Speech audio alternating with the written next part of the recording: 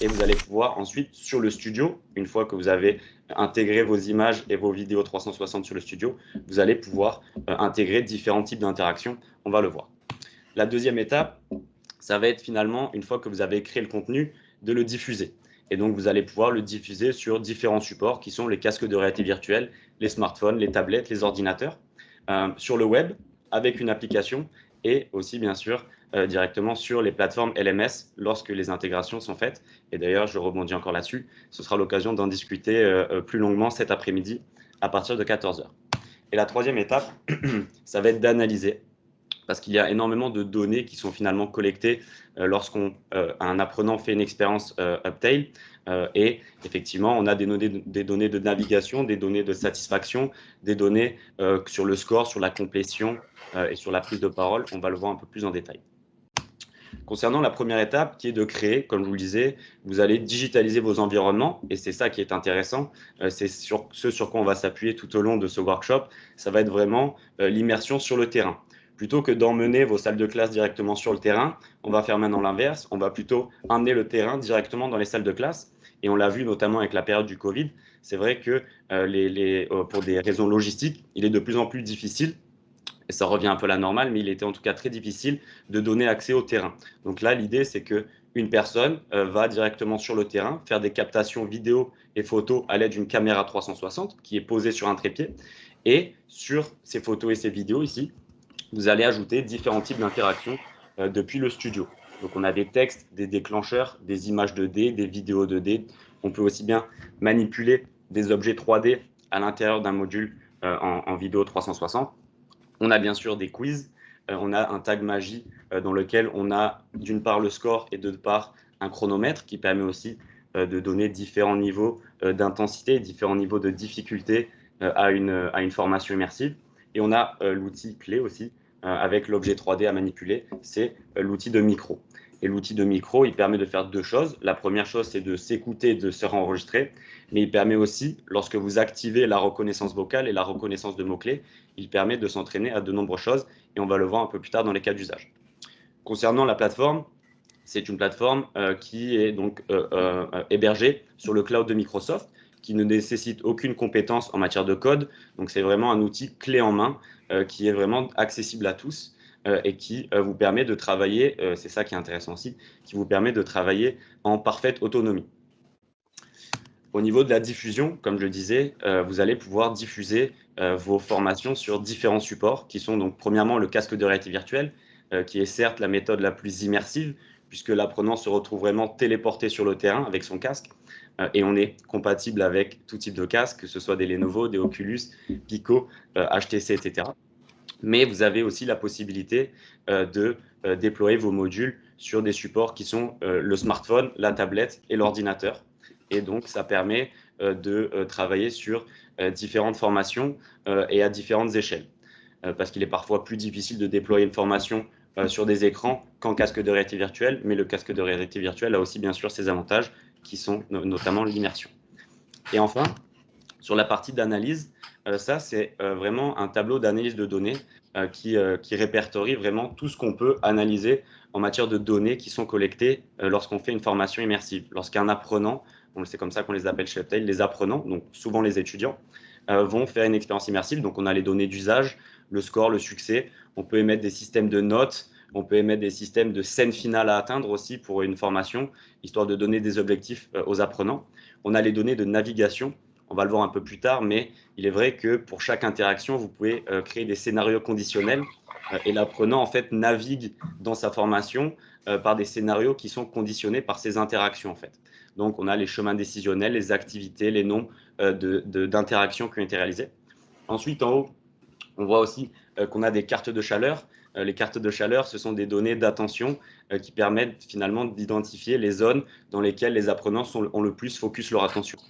Si on prend un exemple, par exemple une formation un pitch commercial, lorsqu'un client arrive dans un magasin, on va pouvoir voir est-ce que l'apprenant regarde bien dans les yeux du client qui arrive dans un magasin, par exemple. C'est un exemple. Et ensuite, on a bien sûr des données de performance et des données de satisfaction. On a les réponses aux quiz, d'une part, puisque vous pouvez intégrer de nombreux quiz dans vos formations. Donc, on a la réponse aux quiz, mais aussi lorsque vous utilisez le micro il y a beaucoup de données sur le micro qui sont collectées, comme l'aisance à l'oral, le nuage de mots, donc la richesse du vocabulaire, les temps de pause, la fréquence des mots, etc. Et en fait, ces données-là, qui sont répertoriées automatiquement dans des tableaux d'analyse de données, vous allez pouvoir, vous, les analyser et ensuite émettre des conclusions sur l'efficacité ou non de votre formation. Prenons le cas d'un apprenant qui fait la même formation 2 fois en 1 mois. Vous allez pouvoir justement, grâce à ces analyses de données, traquer l'efficacité de la formation et traquer si effectivement l'apprenant a appris quelque chose, si l'apprenant a vraiment réussi ou non sa formation. Et enfin, sur la dernière partie un peu de présentation d'Uptail, ça c'est à jour le réseau éducation d'Uptail, dont on est très fier. Donc on voit qu'en France, on travaille avec, et d'ailleurs aussi à l'étranger, on travaille vraiment avec des établissements vraiment divers et variés, que ce soit des établissements privés ou publics, collèges, lycées, universités, écoles de commerce, etc. Et de plus en plus à l'étranger. Cette année, on a eu un gros focus, par exemple, sur Taïwan et des universités taïwanaises qui commencent à utiliser Uptail pour des travaux de recherche de doctorants, par exemple. Et bien sûr, Open Classroom, avec qui on aura le plaisir de discuter un peu plus tard sur le cas d'usage, qui est justement cet entretien en VR. Maintenant, je voulais juste vous montrer une petite vidéo, comme ça, qui est vraiment explicative de ce qu'est vraiment l'immersive learning pour les gens qui ne connaissent pas, parce que ça va vraiment nous aider finalement à comprendre, avant qu'on passe vraiment au cas d'usage, ça va vraiment nous aider à comprendre, je vais la commenter en direct, à quoi on peut s'attendre avec une expérience immersive en captation 360. Donc en fait, comme vous le voyez, c'est vraiment, donc ça part du collège, hein, bien sûr, pour aller jusqu'aux universités. On a vraiment des environnements qui sont capturés grâce à la caméra 360 et sur lequel vous allez ajouter des interactions comme des vidéos ici, des portes pour passer d'une scène à l'autre. Vous pouvez aussi intégrer des environnements un peu plus 3D, bien sûr, par exemple pour des scènes d'accueil. Et on va le voir ici, par exemple, je suis dans un environnement, dans un restaurant. Ici, c'est une formation pour l'apprentissage d'une langue. Et en fait, on plonge l'apprenant dans une situation réelle qui est dans un restaurant. Et on va lui demander d'interagir avec son environnement, donc de réaliser les quiz, de prendre la parole grâce au micro que vous voyez ici. Et en fonction, justement, de ces interactions-là, l'apprenant va découvrir des scénarios alternatifs, des scénarios qui sont conditionnés par ces interactions. Ici, on se retrouve voilà, pour la National University of Singapore dans une salle d'opération. Encore une fois, des environnements qui sont réels. Et on va le voir, on est à la fois ou soit l'un, soit l'autre dans une. Et ça, c'est le cas d'usage de Open Classroom. Mais je le dis, on est soit à la fois une troisième personne qui est spectatrice de l'environnement, qui va devoir prendre des décisions, soit on est vraiment la première personne qui interagit directement avec l'environnement, et on va le voir un peu plus tard. Donc voilà, quand on parle de captation 360 et de réalité du terrain, c'est vraiment ça. C'est pas de la 3D, parce que l'objectif premier d'Uptail, c'est de vraiment pouvoir plonger des apprenants dans des situations qu'ils reconnaissent. On fait aussi de la visite de site qui marche pas mal, la visite d'établissement. On va vraiment vouloir plonger les apprenants dans des situations au plus proche du réel, et c'est là tout l'avantage justement de ces captations 360, à savoir que le point de vue de l'apprenant, donc là on est sur différents points de vue, le point de vue de l'apprenant est bien le point de vue de la caméra 360. Donc c'est-à-dire que lorsque je fais des captations, souvent je place ma caméra à 1m70 pour que l'apprenant ait vraiment l'impression d'être à 1m70 lorsqu'il réalise sa formation immersive. Voilà pour la petite vidéo que je pense est assez pertinente justement pour en savoir davantage sur ce qu'est réellement l'immersive learning et ce à quoi on peut s'attendre quand on parle de mise en situation terrain. Maintenant, je vais retourner sur ma présentation pour parler justement des principes de la mise en situation. L'objectif d'Uptail dans l'éducation, c'est justement que les étudiants, et ça c'était aussi mon cas qui est pertinent puisque j'étais aussi en école de commerce, on a beaucoup de connaissances théoriques lorsqu'on fait son cursus, mais ça c'est depuis le collège. Donc on a vraiment des modules d'e-learning ou des modules de cours en présentiel qui nous permettent d'acquérir de nombreuses compétences théoriques. Sauf que le seul moyen de mettre ces connaissances théoriques en pratique, c'est d'être en entreprise. Et on le sait tous, c'est uniquement à ce moment-là qu'on va vraiment pouvoir exploiter ces connaissances théoriques et acquérir des compétences terrain. Et donc, une fois que j'ai trouvé mon premier stage, une fois que j'ai trouvé mon premier job, je mets en pratique. Sauf que finalement, ça soulève quelques problèmes. Le premier problème que ça soulève, c'est que l'étudiant, premièrement, lorsqu'il va faire ses entretiens, il va y avoir un manque de confiance en lui parce qu'il a effectivement beaucoup de connaissances, mais très peu de compétences. La deuxième, c'est que l'entreprise le sait aussi. L'entreprise sait que l'étudiant ou l'étudiante a peu, voire aucune compétence terrain. Et ça va pouvoir être un peu un cercle vicieux d'un étudiant qui n'a pas de compétences terrain, mais qui n'a jamais eu l'occasion d'avoir un premier job pour les mettre en pratique. Et finalement, on a un troisième problème qui est qu'une fois que l'étudiant est accepté pour son premier job ou son premier stage, les potentiels vont être peu exploités finalement parce que la mise en route est difficile lors du démarrage au poste. Donc ça, c'est le schéma que nous, on va essayer de briser. C'est le schéma que nous, on va essayer de contrer justement grâce à l'immersive learning. Donc, grâce à l'immersive learning, l'étudiant, bien sûr, il a toujours ses connaissances théoriques. Mais avant d'arriver en entreprise, on va finalement permettre à l'étudiant de faire des mises en situation pour que l'étudiant puisse déjà mettre en pratique, en pré-pratique finalement, ses connaissances théoriques. Donc là, effectivement, on voit que la personne possède un casque de réalité virtuelle. On le plonge dans des environnements dans lesquels l'apprenant va devoir travailler sur ses savoir-faire et ses savoir-être. On va le voir un peu plus tard. Et on va vraiment justement avoir des compétences terrain qui sont préacquises pour que finalement, une fois arrivé en entreprise, l'étudiant ou l'étudiante soit déjà plus confiant, soit plus rassuré par rapport à ce qu'il est possible de faire et aussi explorer la diversité des métiers et aussi explorer la diversité du terrain. Et une fois le passage dans la vie réelle, puisqu'on prépare à la vie réelle, une fois dans la situation réelle, l'apprenant est confiant, l'apprenant sait qu'il peut le faire et sait qu'il a les compétences terrain pour le faire. Et donc, ça soulève beaucoup d'avantages, puisque, comme je le disais, il a exploré la diversité du terrain. On a développé les talents et les potentiels. On a des étudiants qui sont plus confiants et mieux préparés, plus qualifiés. On ne sait pas, on n'a pas vraiment de données, mais on peut penser que les étudiants sont peut-être plus qualifiés avant d'arriver en entreprise. Et du coup, l'entreprise, elle, en 4, est aussi satisfaite parce qu'elle sait, ou en tout cas lorsqu'on en parle, elle sait que l'étudiant a pré-testé ses compétences terrain. Et ça, c'est vraiment quelque chose qui est très intéressant. Et encore une fois, on parle de scénarios alternatifs. Quand je fais une mise en situation terrain, on va voir différents scénarios. Par exemple, je plonge un apprenant dans une situation, la première scène qu'il va rencontrer va être un quiz. Le fait de donner une bonne réponse ou une mauvaise réponse va, comme je le disais, conditionner sa formation, va conditionner la suite de son scénario. Donc là, il y a deux possibilités. L'apprenant répond bien. Il va rencontrer une deuxième scène, la scène 2.1, dans laquelle, cette fois-ci, il va devoir utiliser le micro. Si vous avez paramétré, disons, des mots-clés à identifier avant le début de l'expérience, l'apprenant identifie les mots-clés ou l'apprenant n'identifie pas les mots-clés. Dans ce cas, on a encore deux scénarios qui sont conditionnés. Le premier scénario, l'apprenant n'a pas identifié les mots-clés. Dans ce cas, il se retrouve dans une scène qui n'est pas à son avantage. Et donc, dans ce cas, ça veut tout simplement dire qu'il n'a potentiellement pas réussi sa formation. Sauf que si l'apprenant a donné la bonne réponse à la scène 1, a donné les bons mots-clés à la scène 2.1, et on peut vraiment aller jusqu'à une dizaine, une vingtaine de scènes, on estime qu'une formation immersive dure entre 5 à 15 minutes. Et si l'apprenant, dans ce cas, trouve les bons mots-clés, il va atteindre la scène 3.2, qui est la scène finale à atteindre. Dans ce cas, l'apprenant aura atteint son objectif. Ensuite, on voit qu'il y a aussi la possibilité d'avoir donné une mauvaise réponse dès le départ. Ça va nous donner lieu à une scène 2.2 dans laquelle potentiellement on repose une question.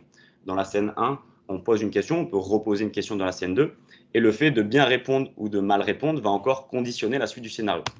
Mal répondre à la question m'emmènera vers un scénario 3.3 dans lequel j'ai également raté ma formation, dans lequel je n'ai pas réussi à atteindre les objectifs. Mais vous avez aussi la possibilité, bien sûr, et c'est ça qui est intéressant avec Uptail, c'est qu'on a le droit à l'erreur. En vrai, dans la réalité, on a peu, voire aucune chance de faire des erreurs, sauf que là, vous avez vraiment la possibilité, grâce à l'immersion terrain dans des environnements qui sont sécurisés, vous avez le droit à l'erreur. Et là, potentiellement, sur la scène 2.2, le fait de bien répondre m'emmènera et me ramènera finalement vers le scénario initial et me redonnera la possibilité ici d'atteindre la scène 2.2, d'identifier les mots-clés et bien sûr potentiellement d'atteindre les objectifs. Et ça, c'est vous, créateur de contenu justement en autonomie, qui allez élaborer les scénarios. On a des scénarios qui sont vraiment de quelques scènes, prise en main d'un outil par exemple, qui ne nécessitent pas vraiment de storyboard, mais on a aussi des scénarios qui sont beaucoup plus longs, comme je dis, on peut aller jusqu'à 15 minutes, dans lesquels il y a finalement une morale, dans lesquels il y a énormément de scènes, énormément de scénarios qui sont conditionnés, à l'inverse d'être linéaires. Et ça, c'est vous, en tant que créateur de contenu, qui allez devoir justement les imaginer et donner justement toujours la possibilité, on essaie de toujours donner la possibilité aux apprenants de rattraper le chemin initial de faire des erreurs, mais de comprendre ces erreurs et ensuite de se rattraper pour justement atteindre la scène finale qui est attendue, gagner un nombre d'étoiles suffisant. Pour chaque interaction que vous voyez ici, on peut donner des étoiles. Le fait de bien répondre me fait gagner une étoile. Le fait de mal répondre ne m'en fait pas gagner. J'ai la possibilité de me tromper sur les questions. J'ai la possibilité d'avoir des essais multiples. C'est encore vous qui allez décider ça, justement par rapport au degré d'intensité, par rapport au degré de difficulté que vous voulez donner aux formations, à vos apprenants. On va maintenant parler, donc on va aujourd'hui parler rapidement de deux cas d'usage, donc qui sont les savoir-être et les savoir-faire. Au niveau des savoir-être, on a deux possibilités. La première possibilité, c'est finalement, je suis une troisième personne, j'observe, j'ai un rôle d'observateur, j'observe des scènes, des situations dans lesquelles qui se déroulent autour de moi et je réalise souvent des interactions comme la question. Par exemple, ici, on est dans une formation de feedback manager. J'observe un manager qui répond à des objections, qui répond à des contraintes qui sont posées par son équipe ici en bleu. Et là, on me pose souvent des questions comme si vous étiez dans cette situation, que feriez-vous? Comment auriez-vous réagi?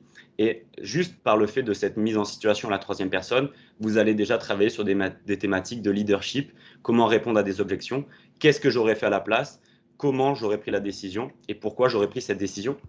À savoir que, bien sûr, vous aurez toujours les différentes interactions qui sont ci-dessous, donc des photos, des audios qui vont interagir, des textes, des informations, des diaporamas, tout ça pour rendre encore une fois l'environnement un peu plus interactif et rendre l'apprenant un peu plus encore acteur ou actrice de sa formation. Donc là, je suis à la troisième personne, j'observe, je prends des décisions. On a aussi, bien sûr, un apprenant qui peut être à la première personne. L'apprenant est au premier plan, je digitalise un pitch sur une scène. L'idée est de donner confiance aux apprenants. Par exemple, quand ils vont faire des exposés ou des prises de parole, on va donner la possibilité aux apprenants de se retrouver sur une scène. Et ça marche encore mieux du coup avec le casque de réalité virtuelle parce qu'on se retrouve vraiment sur la scène et on va pouvoir permettre aux apprenants et apprenantes de gagner en confiance puisque justement l'apprenant réalise des interactions comme la prise de parole et donc prenez la parole, faites entendre votre voix et utilisez les bons arguments. C'est souvent les questions qui sont posées à l'apprenant pour qu'il puisse s'entraîner. Donc ça, c'est un pitch sur scène. À la première personne, on peut aussi très bien digitaliser, par exemple, une présentation à des investisseurs. On peut digitaliser une présentation à un comité d'entreprise. Et ici, on voit, par exemple, que j'ai bien des slides ici qui sont intégrés sur le PowerPoint, sur l'environnement, pardon, un PowerPoint qui est bien intégré dans l'environnement 360. Et encore une fois, je vais prendre la parole. Et ici, dans cette formation, on a identifié des mots-clés. On a des mots-clés à identifier. Et le fait de bien les énoncer ou non, en fait, va donner suite, favorable ou non, justement, à la potentielle prise de décision des investisseurs d'investir dans son entreprise. Et ça permet, bien sûr, de donner, encore une fois, de la confiance, de l'attitude et un argumentaire de qualité pour qu'une fois sur le terrain, l'étudiant soit en confiance ou l'étudiant soit en confiance et puisse réaliser la bonne méthodologie une fois sur le terrain en situation réelle. Mais bien sûr, vous avez aussi la possibilité de créer des scénarios dans lesquels l'apprenant a la double casquette. Une fois, il va être observateur, une fois, il va être au premier plan. Et donc, dans ce cas-là, il va naviguer finalement dans son scénario sous différents aspects. Par exemple, ici, c'est le cas de la finance éthique. C'est une formation qui a été faite par Grenoble École de Management, dans laquelle l'apprenant va devoir faire valoir ses valeurs éthiques dans des réunions de meetings d'entreprise, dans des réunions avec, encore une fois, des investisseurs, dans des différentes situations. Et là, c'est l'apprenant, par le fait de répondre à des quiz, qu'aurais-tu fait dans cette situation? Et par le fait de prendre la parole, agis et fais entendre ta voix, c'est l'apprenant qui va travailler sur son analyse, sur sa prise de décision et même, bien sûr, sur sa négociation. Et donc ça, on fait vraiment travailler sur les savoir-être grâce à de l'immersion terrain. Ensuite, on a d'autres situations, bien sûr. Futurs recruteurs, entraînez vos recruteurs à être de meilleurs recruteurs. Et ça, donc, ça peut passer justement par la RH en entreprise, pardon, la RH à l'école et à l'université, où vraiment vous allez pouvoir digitaliser des scénarios dans lesquels l'apprenant est le recruteur et il va devoir faire attention à des thématiques qui sont le respect, la tolérance et aux biais cognitifs. Et aussi, vous pouvez travailler, là vous avez plus le rôle de troisième personne, d'analyser justement la communication non verbale des personnes qui sont dans vos scénarios, des personnes qui sont dans vos mises en situation. Gestuelle, respiration, sourire, etc.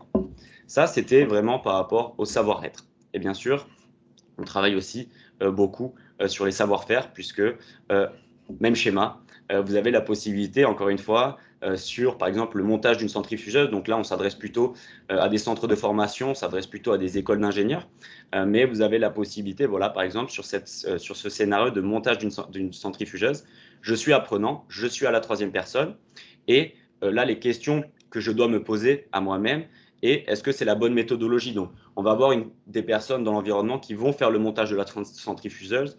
On va me poser des questions. On va aussi utiliser le tag marqueur qui permet d'identifier des risques. Par exemple, identifie les risques au sein d'une scène et je vais devoir les pointer soit avec ma souris, soit avec ma manette. Et bien sûr, je vais devoir répondre à des questions qui vont faire avancer le scénario. Si je dis par exemple que ce n'est pas la bonne méthodologie, dans ce cas, vous digitalisez une scène dans laquelle ce n'est pas la bonne méthodologie et le fait que ce soit la bonne méthodologie emmène vers le montage petit à petit de la centrifugeuse par les personnes qui sont finalement les acteurs de la formation et que vous voyez en face de vous. Donc, est-ce la bonne manipulation? Est-ce que la règle de sécurité est respectée? Et donc, c'est comme ça que vous allez travailler sur la partie un peu plus savoir-faire, un peu plus hard skills, sur les modes opératoires, la technicité, la prise en main d'outils de machines.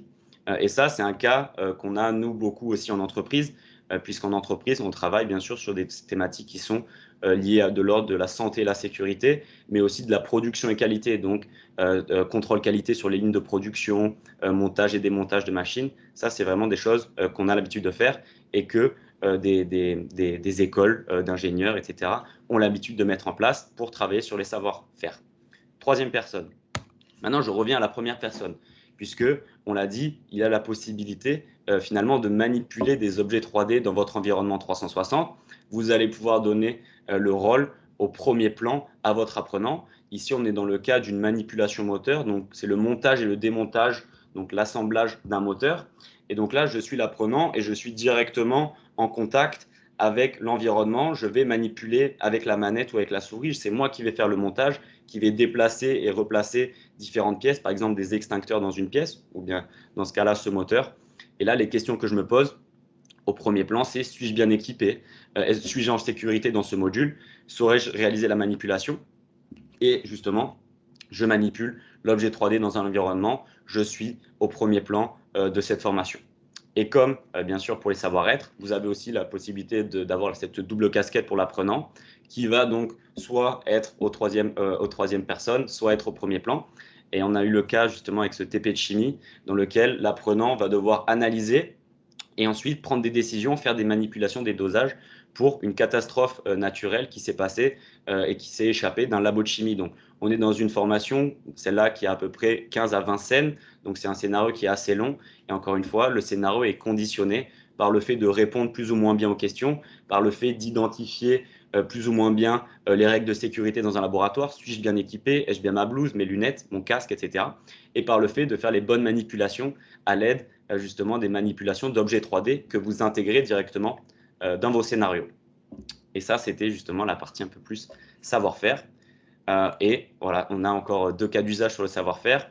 Un cas d'usage qui a été réalisé par l'IUT de Besançon-Vesoul en partenariat avec l'entreprise Stellantis sur la formation aux procédures en chaîne logistique et les bonnes pratiques pour la préparation de commandes des pièces automobiles.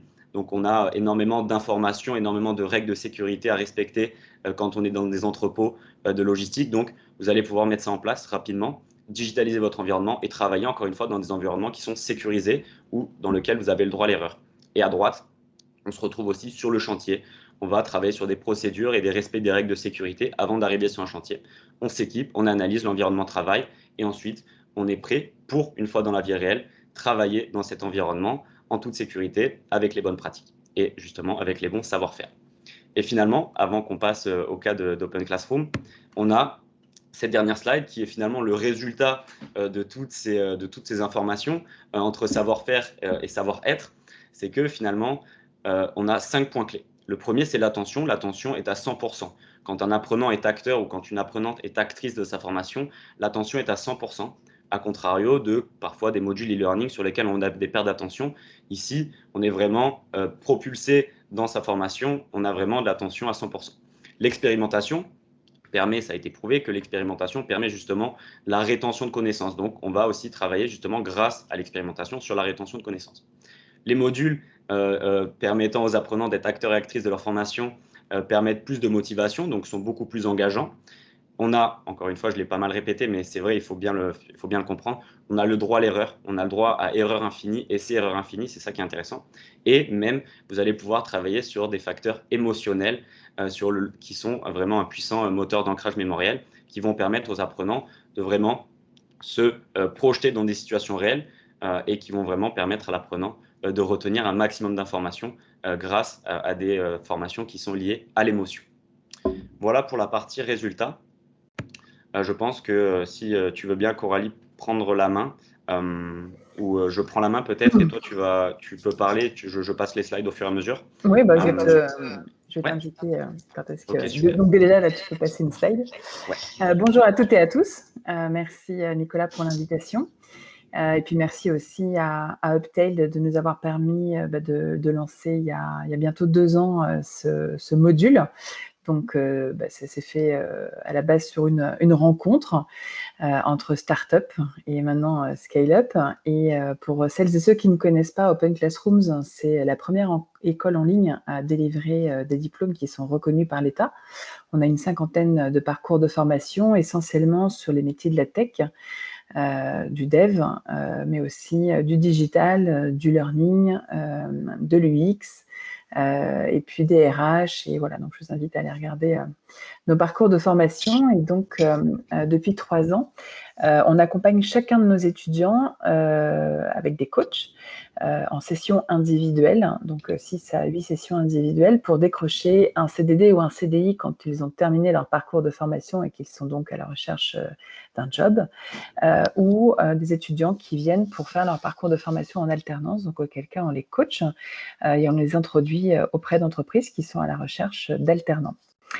Et le constat que l'on a fait assez rapidement donc avec nos coachs, c'est que les étudiants manquaient cruellement d'entraînement pour se préparer aux entretiens d'embauche.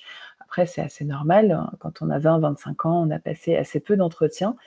Donc, on a dû imaginer une solution pour leur éviter de bafouiller, de chercher leurs mots et de les accompagner pour avoir un maximum d'entraînement pour mieux transformer le moment où ils se trouvent face aux recruteurs. Donc, quand on a rencontré Uptail, à l'époque, il y avait très peu d'expériences existantes. Je crois qu'il y en avait une qui avait été faite chez Pôle emploi. Et aujourd'hui, il y en a un petit peu plus qui ont développé ce type d'outils, et tant mieux, parce qu'on a besoin d'entraîner un maximum les étudiants. Donc, on a imaginé un scénario qui permettait aux étudiants de s'entraîner autant de fois qu'ils le souhaitent. Et comme le disait Nicolas tout à l'heure, quand on est entraîné, on gagne en confiance. Et du coup, quand on passe du virtuel au réel, les choses finalement sont plus faciles parce qu'on a le sentiment d'avoir déjà vécu un peu la situation, et du coup, on performe mieux dans la réalité réelle. Nicolas, si tu peux passer la slide. Donc, la solution qui a été mise en place, c'est un simulateur d'entretien d'embauche en réalité virtuelle. Donc, on vous a mis une capture d'écran et puis vous avez pu voir la démo. Donc là, on voit Leïla qui est coach manager chez nous. On a tourné ça donc assez simplement et très facilement dans nos locaux.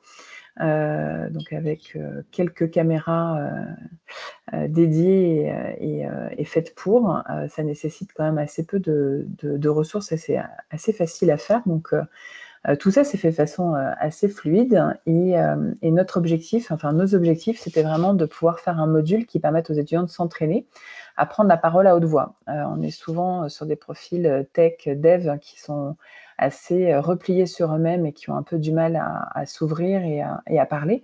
Donc le challenge déjà, c'était de leur donner à vivre une expérience chez eux, mais qui leur permettent de prendre la parole à haute voix et de vivre l'expérience de façon immersive pour se sentir vraiment en situation réelle.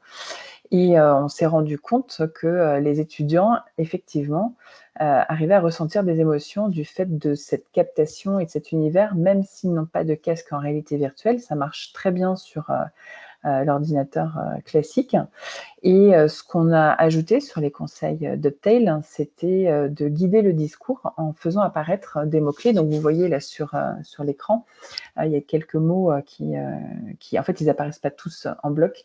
On les voit au fur et à mesure apparaître. Donc, ça permet de guider le discours et d'emmener l'étudiant sur le discours que l'on souhaite qu'il puisse adopter avec des mots-clés qu'il doit absolument faire ressortir lors de l'entretien de recrutement. On a partagé avec vous sur la slide suivante quelques témoignages de nos coachs. Donc, on a Patrice qui accompagne des centaines d'étudiants qui trouvent que l'outil est facile à prendre en main. Et l'intérêt en tant que coach, c'est de pouvoir visionner les simulations qui sont faites par ces étudiants. Souvent dans le jeu de rôle, c'est vite assez biaisé parce qu'on connaît la personne et du coup, on tourne vite en rond. Là, le fait de pouvoir voir ce que fait l'étudiant en autonomie face à la machine, entre guillemets, ça lui donne des outils et des conseils utiles avec les replays pour pouvoir donner à l'étudiant des pistes d'amélioration et de mesurer avec lui sa marge de progression. On a le témoignage aussi de Christophe qui a trouvé ça génial et qui trouve surtout que, effectivement, dans le cadre du jeu de rôle, on tourne vite en rond et lui, il a ressenti vraiment l'émotion face à Leïla qui fait très recruteur et ça lui a généré le même trac que l'on peut ressentir quand on passe un entretien. Donc, le côté immersif est très réussi sur cette expérience parce qu'elle réussit l'expérience à générer la même émotion de trac que l'on peut ressentir lorsque l'on passe un entretien de recrutement. Alors, en termes de résultats, donc c'est la slide suivante. Donc, après un peu plus d'un an d'utilisation, donc on a eu 718 utilisateurs. Donc, il faut savoir que tous les étudiants ne sont pas obligés de le faire. Donc, c'est un module que l'on propose à discrétion et des coachs et des étudiants. Donc, il faut que les coachs pensent bien à dire aux étudiants de l'utiliser et les étudiants, il faut qu'ils le fassent. Sur le millier d'étudiants qu'on accompagne, d'en avoir effectivement 718 qui l'ont utilisé, c'est plutôt une très bonne performance. Donc, ça montre bien que l'outil est utile et favorise, et a bien reçu l'adhésion et des coachs et des étudiants. Ça représentait 1500 sessions. Donc, du coup, ça a été plutôt bien utilisé. Et pardonnez-moi, j'ai mon fils qui est malade, qui bien sûr débarque.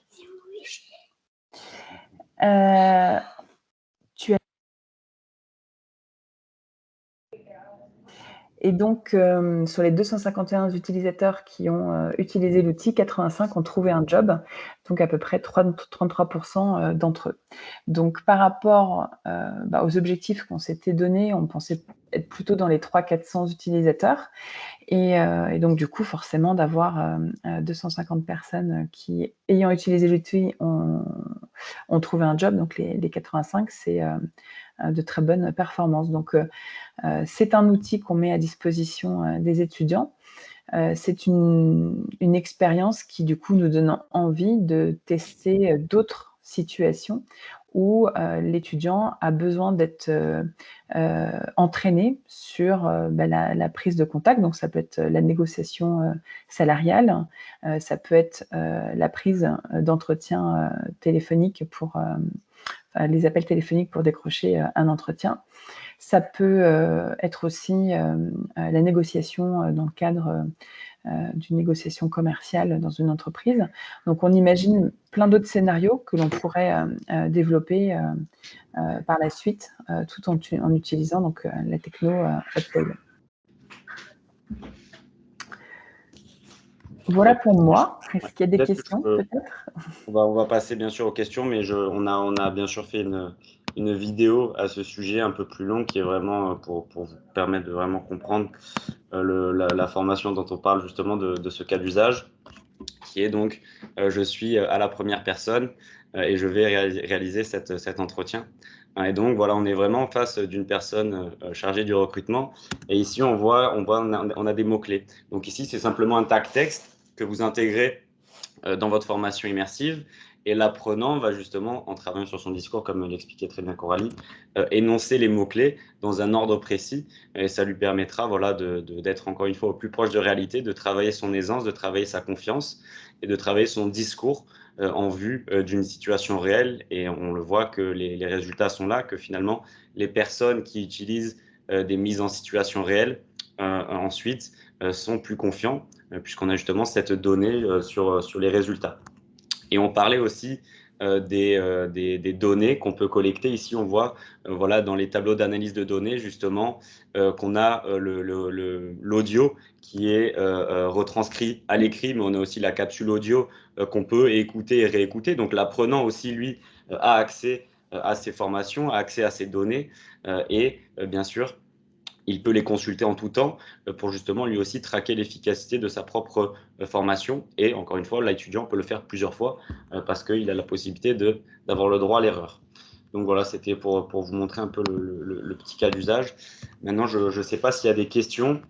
On approche de la phase de questions justement de 11h30. Je ne sais pas, voilà, je laisse le chat ouvert, savoir voilà. Quelle est la durée moyenne d'une scène. Je viens de voir la question. Donc, soit n'hésitez pas à parler dans le chat, soit à prendre la parole. Bien sûr, c'est avec plaisir qu'on y répondra, aussi bien Coralie que moi. La durée moyenne d'une scène, alors on va plutôt parler de durée moyenne d'une expérience. Une expérience étant une formation, donc c'est une formation expérientielle. La durée moyenne d'une formation est de, je le disais, 5 à 15 minutes. Dans cette formation de 5 à 15 minutes, vous allez avoir justement plusieurs scènes. Plusieurs scènes qui sont des photos 360, des vidéos 360. On a des scénarios qui sont très courts. Je le disais, prise en main d'un outil sur un site, ça peut être 3 scènes. L'expérience dure 3 minutes. Prise en main d'un outil ou prise en main rapide d'une règle de sécurité, ça peut aller très vite. Mais on a des scénarios sur des expériences, donc sur des formations expérientielles qui sont bien plus longs et qui ont beaucoup plus de conditions sur la réalisation des interactions. Et dans ce cas-là, on peut aller jusqu'à 15 minutes. C'est encore vous qui décidez de cette durée, justement, en élaborant le storyboard au préalable de votre formation. Et pourquoi 15 minutes? C'est que finalement, 15 minutes, on sait qu'au-delà de 15 minutes, en fait, l'étudiant ou l'étudiante est trop sollicité par les interactions. Et donc, en fait, on va perdre en qualité, justement, pédagogique. Donc, on va considérer qu'au-delà de 15 minutes, on perd en qualité pédagogique. C'est pour ça que ça n'excède pas 15 minutes. Et Coralie, pardon, il y a une question pour toi. Pourquoi que 18% de complétude pour un entretien d'embauche? Ça me semble peu. Alors, moi, je me base sur ce que Uptail nous donne comme benchmark. Donc, à partir du moment où ils nous ont dit que c'était plutôt bon, nous, on est resté là-dessus. Encore une fois, c'est une expérience qui repose sur une techno. Après, ça dépend aussi du débit des étudiants. Tous n'ont pas la possibilité parfois technique de pouvoir terminer. Et puis, s'ils n'ont pas pu finir la première expérience, ils en font une deuxième derrière.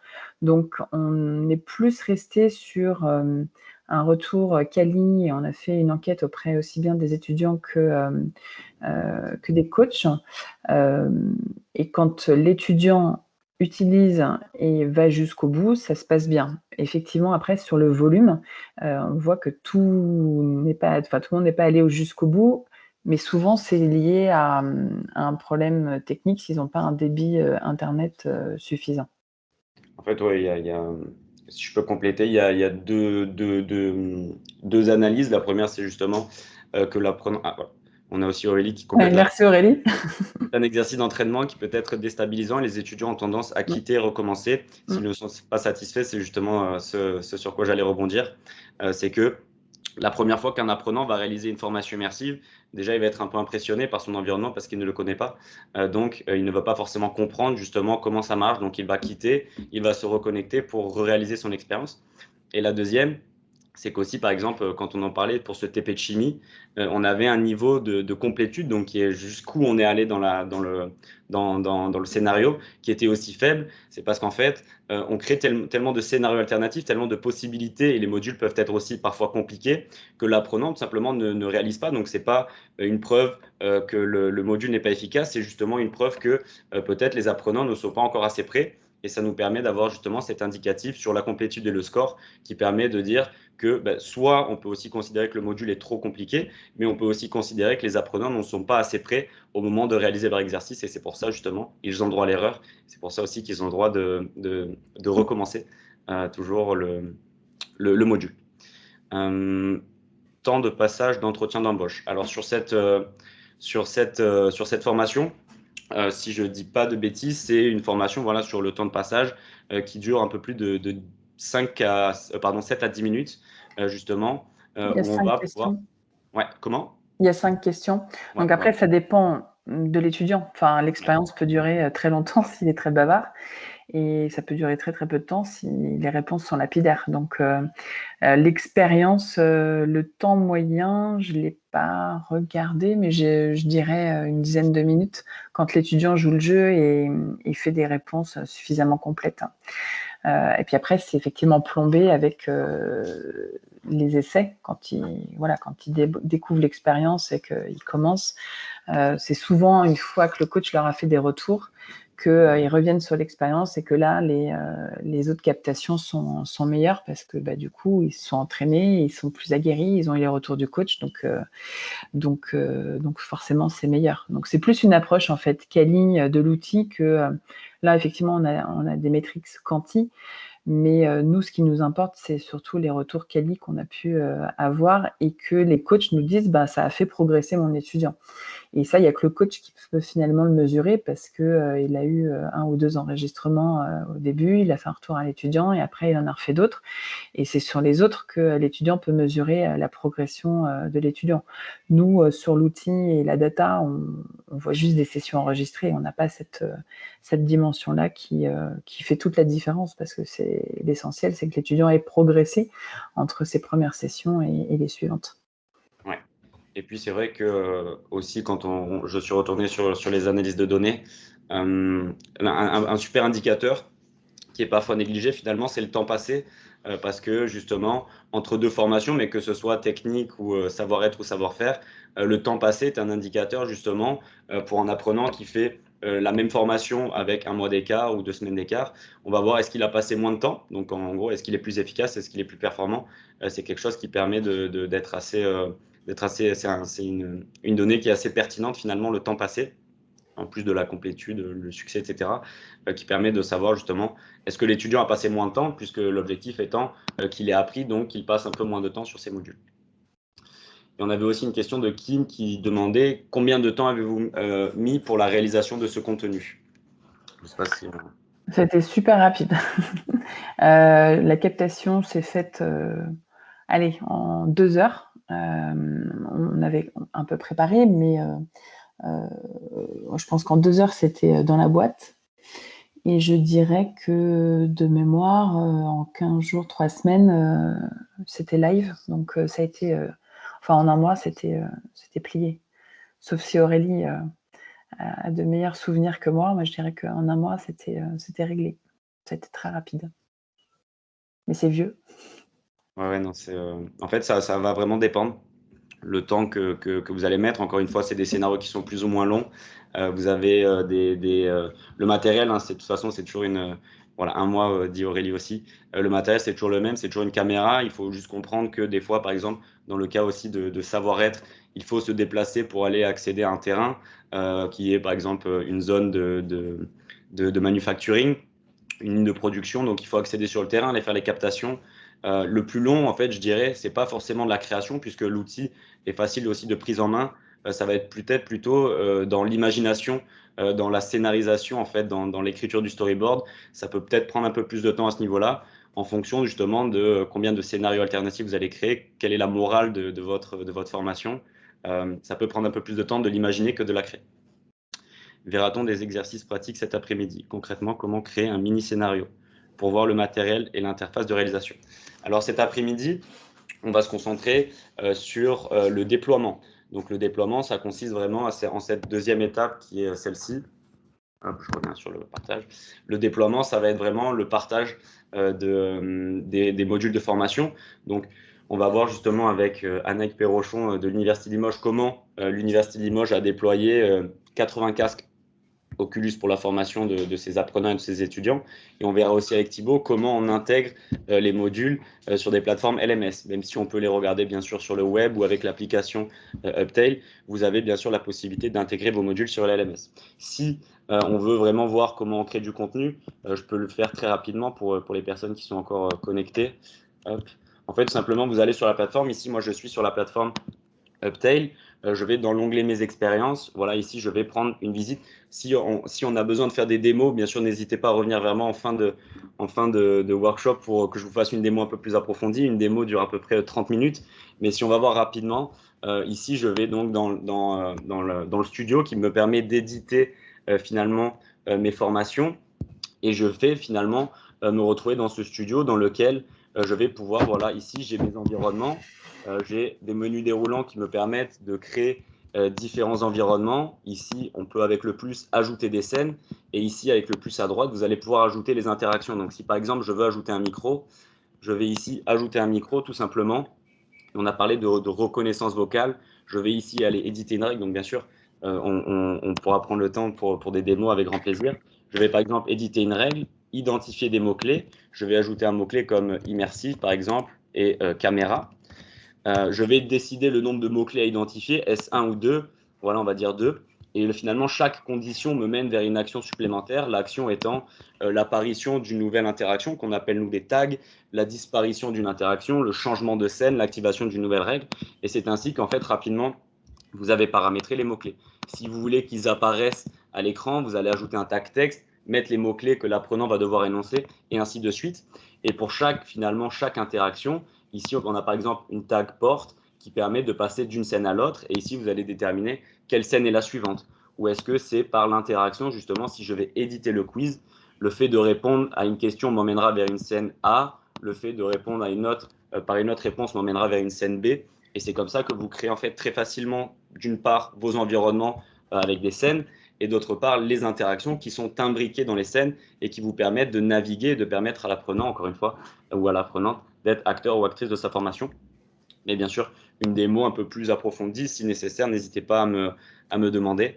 C'est avec grand plaisir que je la réaliserai. Mais voilà, c'est le studio et ça me permet aussi de rebondir sur un élément qui est essentiel. On a beaucoup parlé d'autonomie.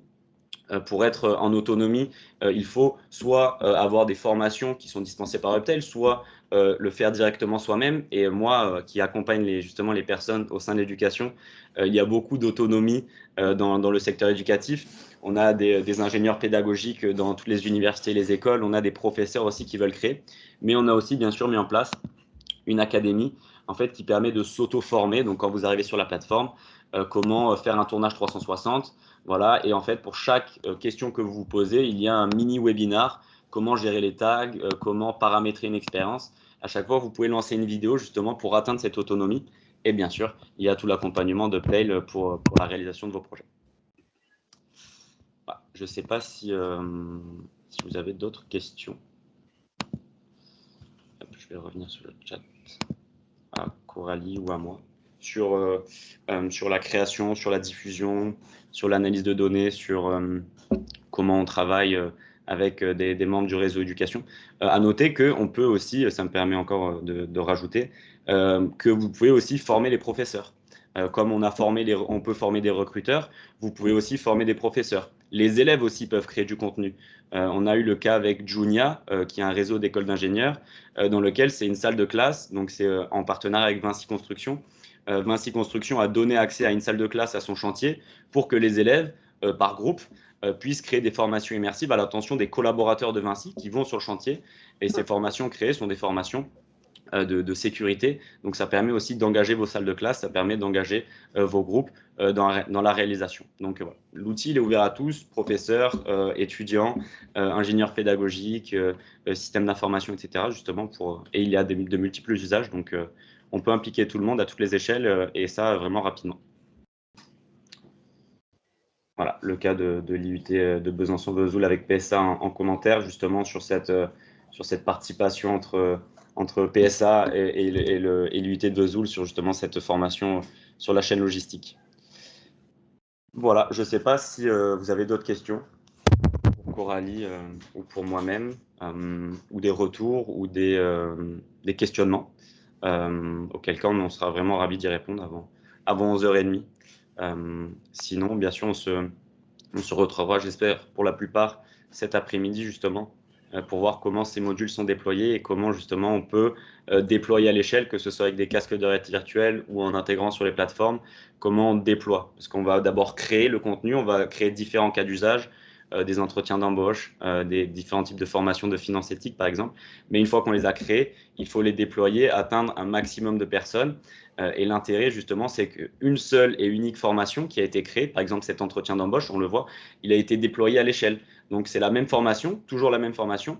On peut, bien sûr, la mettre à jour directement depuis le studio, mais la même formation va pouvoir justement être déployée à l'échelle et vous n'allez plus avoir besoin de soit mobiliser, dans ce cas-là, des recruteurs pour faire passer les entretiens et faire aider, justement, mais vous allez aussi réduire les coûts de logistique justement pour déplacer les personnes, réduire les coûts de mobilisation justement de matériel, parce que quand on fait des visites de site ou autre, on doit mobiliser des chaussures de sécurité, des casques, etc. Donc c'est vraiment, encore une fois, je pense pour le mot de la fin, puisque je pense qu'il n'y a pas de question, justement apporter le terrain directement dans les salles de classe. Et c'est, on pense vraiment une technologie qui a beaucoup d'avenir, justement grâce à la mise en situation que permettent les captations 360. Voilà, je ne sais pas si toi, Coralie, tu veux rajouter quelque chose. Non, c'était pour te remercier Aurélie Uptail pour nous avoir permis de vivre cette expérience et de la faire vivre à nos étudiants et les aider à toujours mieux trouver du boulot. Et puis, parmi vous, si vous recrutez en CDD, CDI, des ingénieurs pédagogiques ou des conseillers en évolution professionnelle, on en a quelques-uns en rayon, donc n'hésitez pas à me contacter sur LinkedIn. Très bien. Ben, je vais vous dire merci à tous. Merci pour ces retours en commentaire.